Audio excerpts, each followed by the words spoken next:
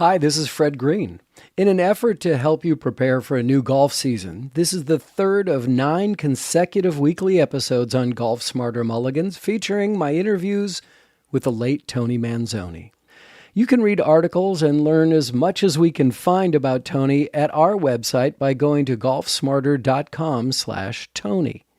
His book, The Lost Fundamental, One Simple Move, Better Golf Forever, is available on Amazon, and his DVD of the same name can only be seen online through our private channel. To gain access, please write to me directly via email, golfsmarterpodcast@gmail.com, or click on the Hey Fred button at golfsmarter.com. I'll make sure to put all these links in the show notes and on our golfsmarter.com blog. Now, based on the emails that continue to come in, even the Golf Smarter veterans are still picking up helpful tips by hearing Tony's instruction once again.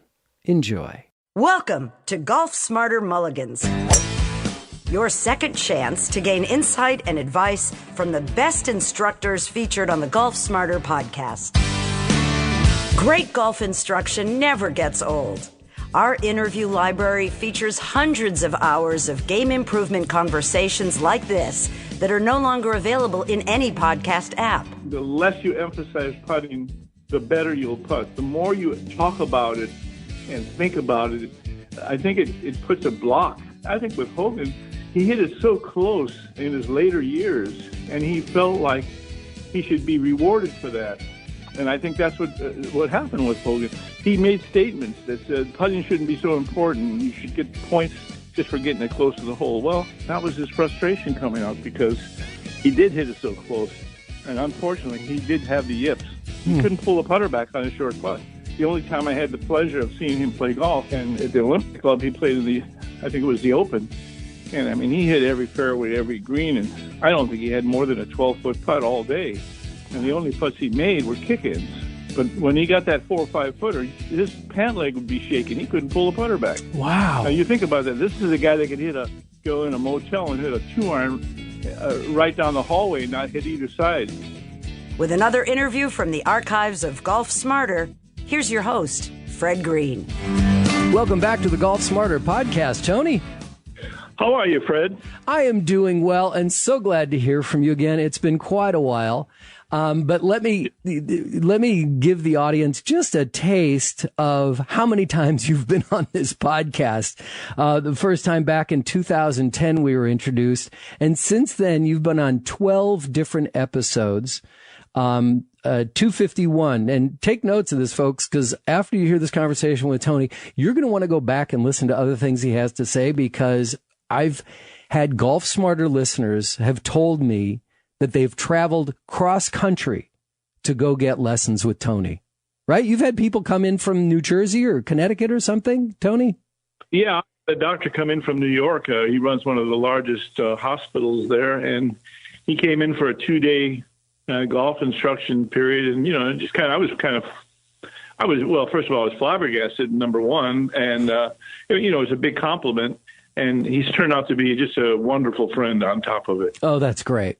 I have a feeling I know who you're talking about. So 251, 254, and then we were doing 2-part episodes. We would do like an hour together, but we'd break it up into 2 episodes. So 291 and 292, 328, 408 and 409, 437, 438 and 439.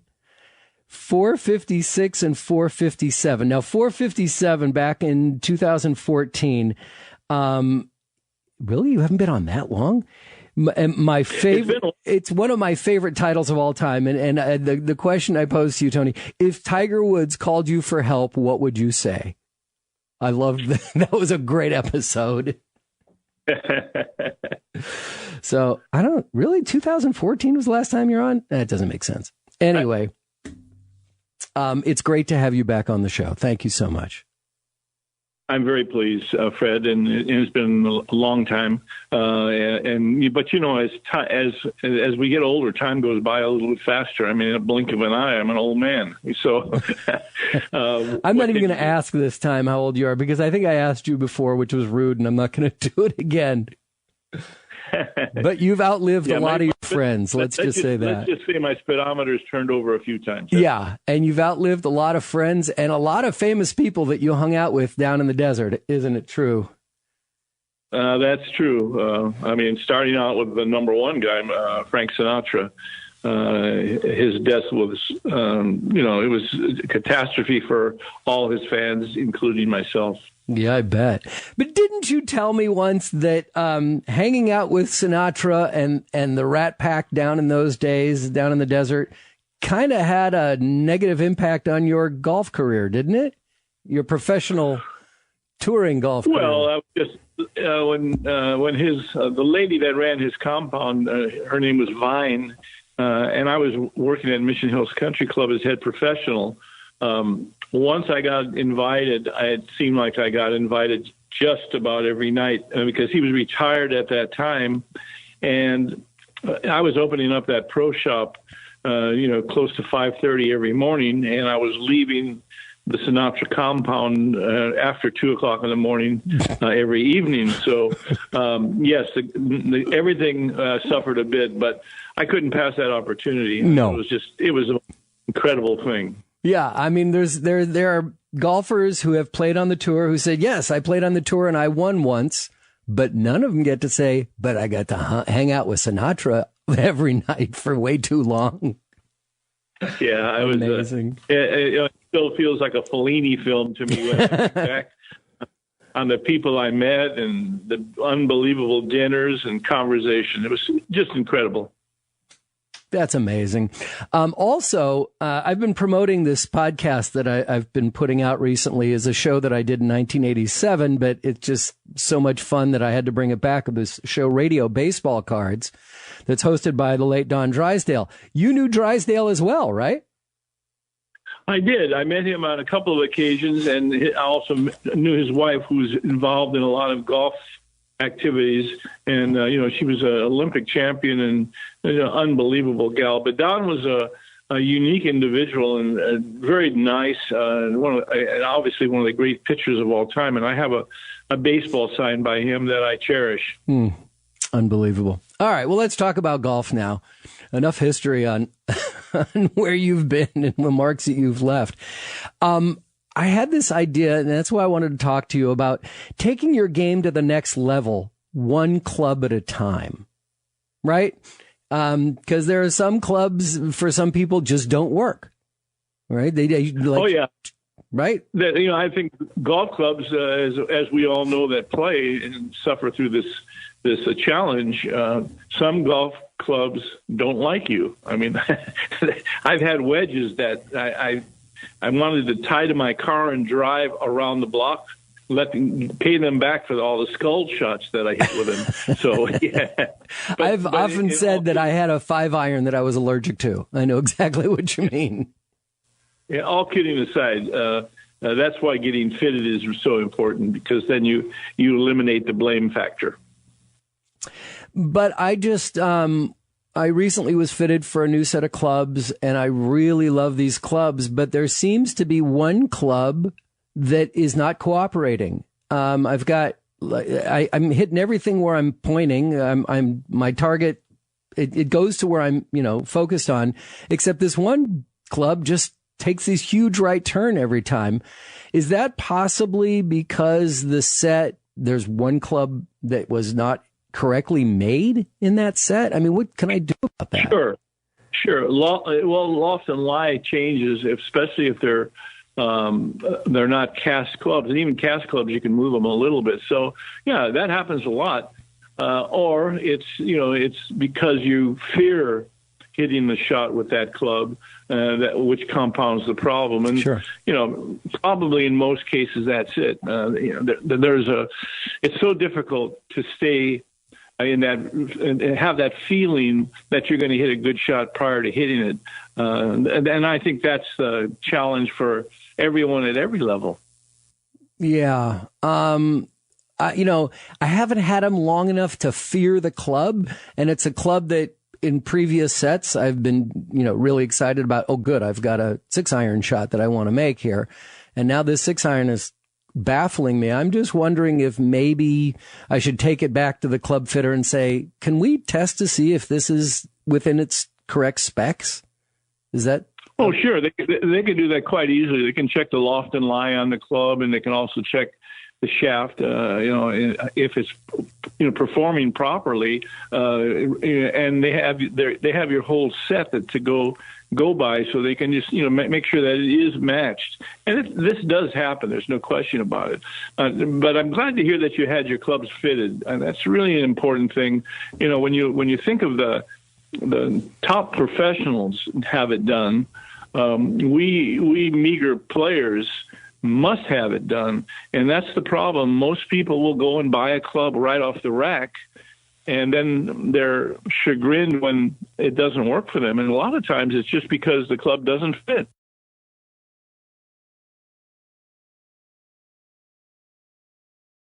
What about if they go into the shop and said, hey, you know what? I hit my friend's driver and I crushed it. I want to buy that driver. Yeah, it's hard to replicate. I mean, I have a good friend that is, he's noted for those kinds of things, and he'll go and he'll try a demo club, but he'll want to buy that demo club. And a lot of times they say, but we can't sell you this one, but we'll get one like it. But he refuses to do that because psychologically, if he gets another club that has the same name and is supposed to be the same thing, and he hits a bad shot with it, he's not going to say, well, that shot was because I swung poorly or did something. He's going to say, this isn't the same club. So we're right back to that psychological thing that we all fight. Yeah, actually about 10 years or so ago, I remember having a conversation on the show with Kenny Nicholson, and he said, if you have an opportunity to swing a friend's club and you like it, try to buy that club off your friend, because you're never going to find that exact right club in a store. That's exactly right. Yeah, that's true. Yeah, there was no question I was going to get fitted. We've been advocating being fitted, since the very beginning. We've talked to guys like Tom Wishon, one of the great custom club makers in the world, and getting fitted is so important. But I always, when I recommend to people to get fitted, they're like, but I'm going to wait till I get more consistent. I want to wait until I feel more What do you tell people who don't feel like it's necessary yet? They're going to get to some place where they're going to do that. I can tell you that's a fallacy. To say that I'm going to wait till I'm going to be more consistent, you better have a lifespan of about 200, because the only guy I know that got to that point was Ben Hogan. Everybody else mishits the ball, and that's just the nature of the sport, really. Well, it isn't even a sport; it's a challenge. That's the nature of it. I mean, think about it. It's the little ball sitting there, not a very big target. And we're swinging a golf club in the 60s, 70s, 80s, 90s, depending on your speed and youth, at that little creature down there. And we're told to hit through it, but it's really hard to hit through it without trying to hit it. And it's a constant challenge. And say I'm going to wait till I get consistent, it's just, you want to start laughing. But a lot of people I've heard that said before, and I say, you're going to wait a long time, pal.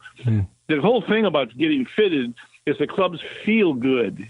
You get a sense of, the weight feels right. I feel like I could swing this club, and it gives you confidence. I mean, it really does. And of course, if they're all somewhat the same, they can't be exactly the same, but if they're somewhat the same, especially the shaft, you got a much better chance to hit. Your mishits can get much better. Right. When somebody recently said to me, I want to be more consistent first. And I said, well, how do you score? What do you generally shoot? He goes, well, I pretty much shoot in the upper 80s, low 90s consistently. And I said, well, then you are consistent. What's the problem? Well, I have mishits during the game. I said, well, everybody has mishits, but are you working on the things that you're not good at when you're practicing? Oh, I never practice. I don't have time to practice. Well, then you're never going to get consistent if you don't practice.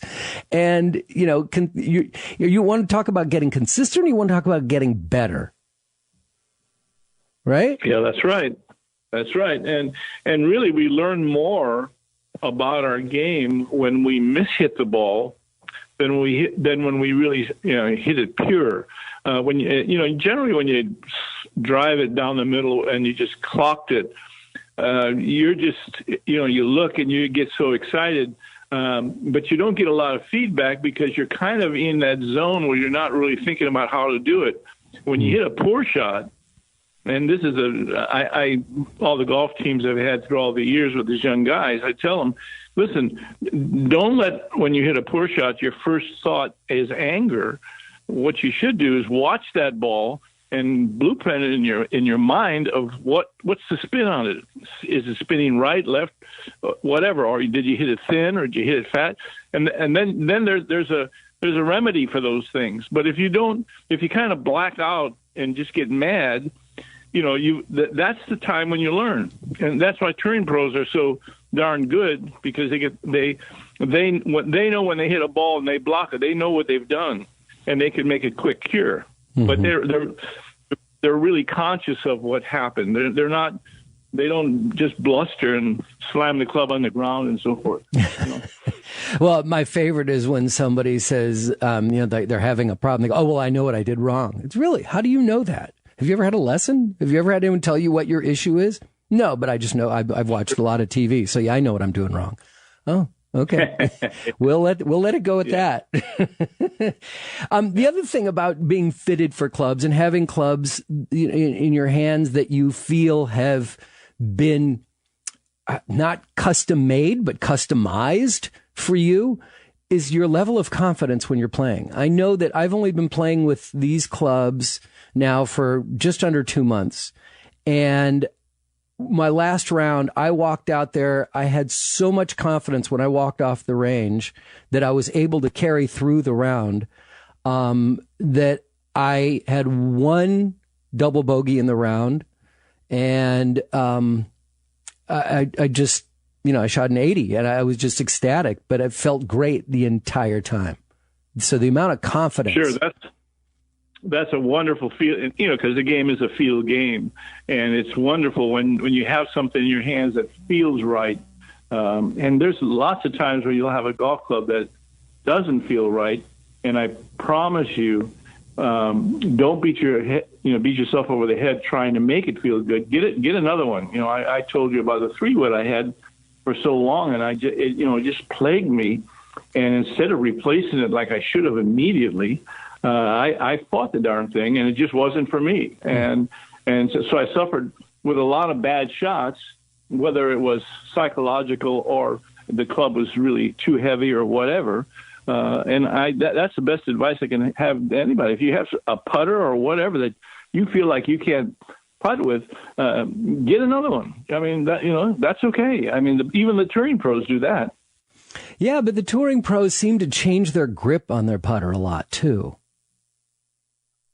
Well, that's probably, when you're putting for $1 million, it's a little different than when you're putting for $2. So what happens is that we start getting too involved in the action, and we acquire a little bit of a flitch, like they call it the yip, where you're too involved with impact, especially with the putter. Where putting the ball is just a matter of swinging the putter back and forth in a rhythm, but they've made so much about it. So with all these claw grips and this grip and that grip, and the big grips now are very popular because the hands are taken out of it a bit. But I think the big grips take away the feel of the head. And that was very important. If you look at the putters of the past and some of the great guys that putted, they had very small grips because they wanted to feel the weight of the club head. So, it's all relative. But right now, that seems to be the thing. You see the grips on most of the putters are pretty large.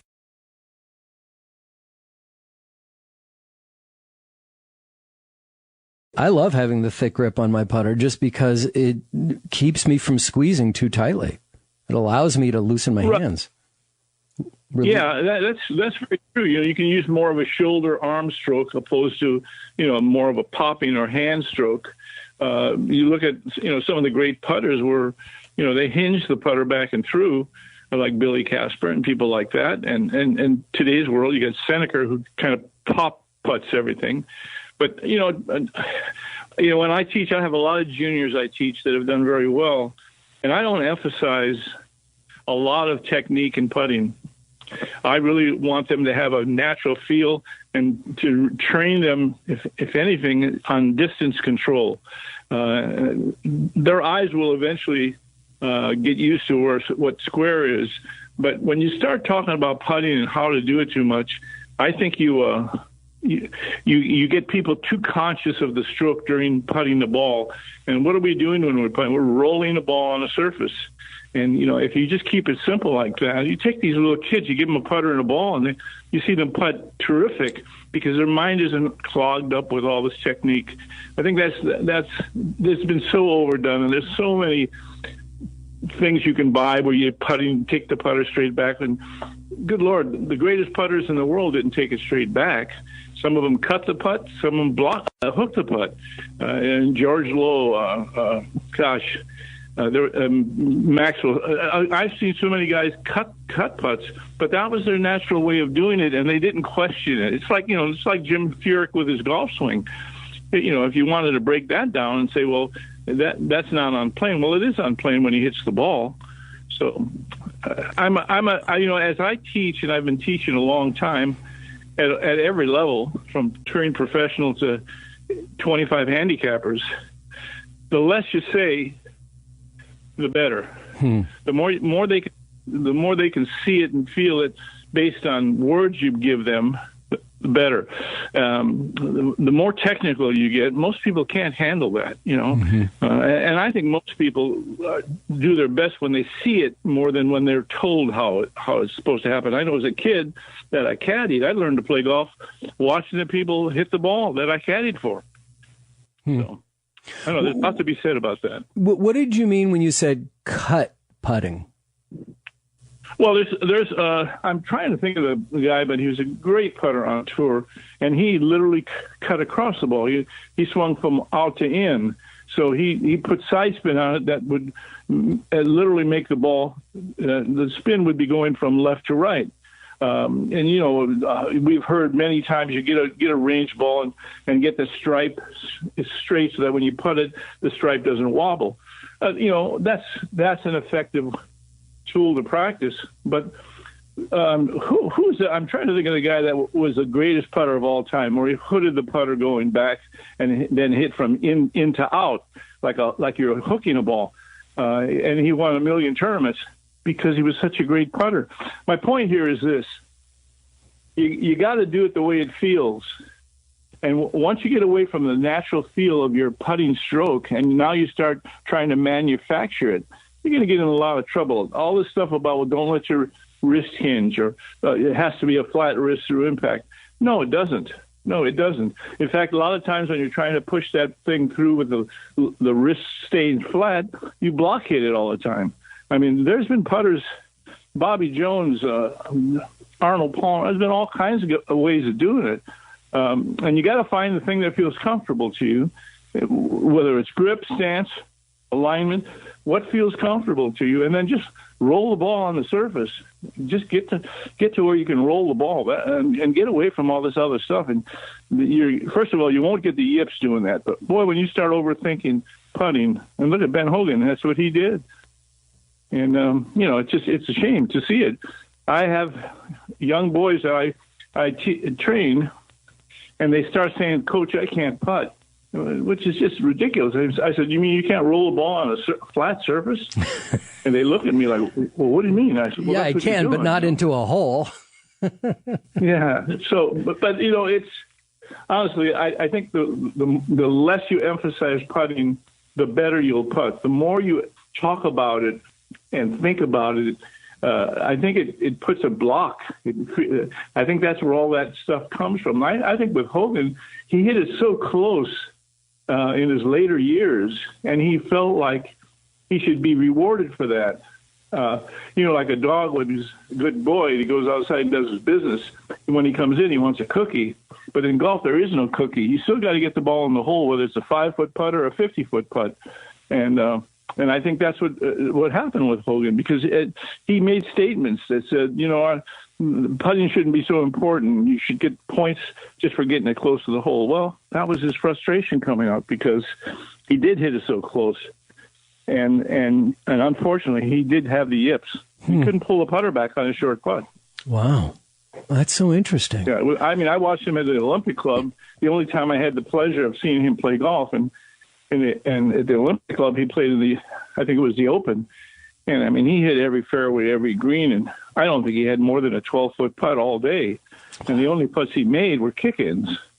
But when he got that 4 or 5 footer, he couldn't. His pant leg would be shaking. He couldn't pull a putter back. Wow! Now you think about that.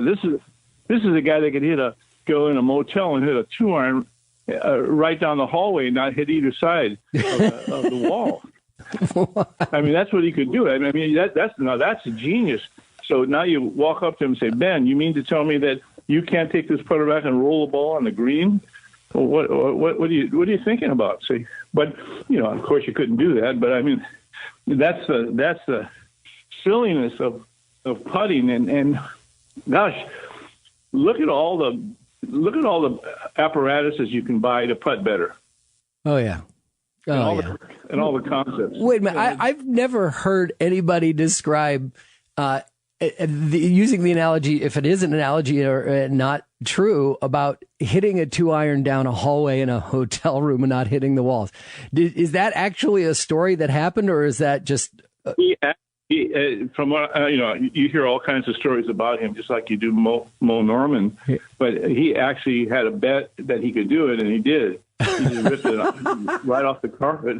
That is phenomenal. The guy could not only control the flight of the ball, but the trajectory of the ball. It was magical. Believe me when I tell you, it was magical. Watching him play that Olympic Club is really hard course, as you know. And then they had it set up for the Open, and he made it look like Toyland. It was he just went around that golf course and just diced it. And in fact, I was a very low handicap player. I was in the plus area. And when I saw him play, I realized I really don't know how to play golf. Because it was watching a master, do a painting or something. I felt I was happy to see it, but I was very insecure when I got in my car. I can say that.